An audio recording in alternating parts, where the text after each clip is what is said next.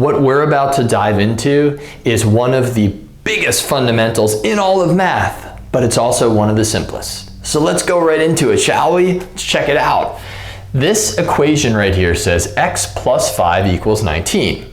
Now, we could solve this one out mentally by looking at it and saying, what number plus 5 equals 19? Well, the number plus 5 that gives us 19 is 14. So you could solve it that way and just say, well, x equals 14. That's using number sense. But there's another way to solve this equation. And before we get into how to solve this equation with that other way, I need to convince you of a couple of very important yet simple ideas. It starts with this. Let's pretend that you have a certain amount of weight of, I don't know, let's say candy in your hands. Any kind of candy you want. And I have that same exact amount of candy. Look at it, just weighing down my hands. Can't wait to dig into it. Whatever kind of candy, you and I have the same amount. And each of us, because we can't just hold candy in our hands without eating it, eat the same exact weight of candy. You lose the same amount, I lose the same amount. Naturally, if I were to ask the question, how much weight of candy remains in your hands and in mine, we'd have the same exact amount, right?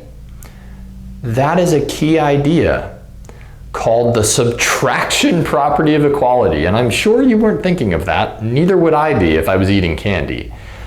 But it basically says this: if you and I have the same equal amount and we each take away the same amount, we end up with the same amount. So let's look at this mathematically. Let's say that each of us, and I'll kind of do this off to the side, have 9 plus 4 is what you have. So 9 of some kind of candy plus 4 of another kind of candy. And I have a total of 13 pieces of candy. Well, we each have the same amount, right? Let's see, we each eat 2 pieces of candy, which means that I'm going to take away 2 from both sides of this equation. And when I take away 2 from both sides of the equation, and we do the math on this side, I get 9 plus 4 is 13, minus 2. And then on the right side of the equation, I still have 13 minus 2, and we see, hey, they're equal amounts, or 11 equals 11. The whole point is, if you take away the same amount from each side of an equation that is true, you will end up with a true equation. So how does that come into play here? Well, if we look at this equation, we already saw that one way to solve it was to use mental math. But there is another very important way. We are going to undo the operation that is being done to x. Currently, we are adding 5 to x. What could we do to undo plus 5? What's the opposite of adding? Taking away or subtracting. So I'm going to subtract 5 from each side of the equation. You cannot just subtract 5 to the one side and say, you know what, I'm going to eliminate the 5. No, because now we've unbalanced the equation. It would be like only subtracting 2 from this side and somehow expecting the equation to be the same. Or you and I having the same amount of candy and I eat 2 pieces and expect that even though you haven't eaten any, we still somehow have the same amount. So whatever I do to one side of an equation, I must do to the other to balance out the equality, right? So I have taken 5 pieces away from here. We now very simply simplify both sides.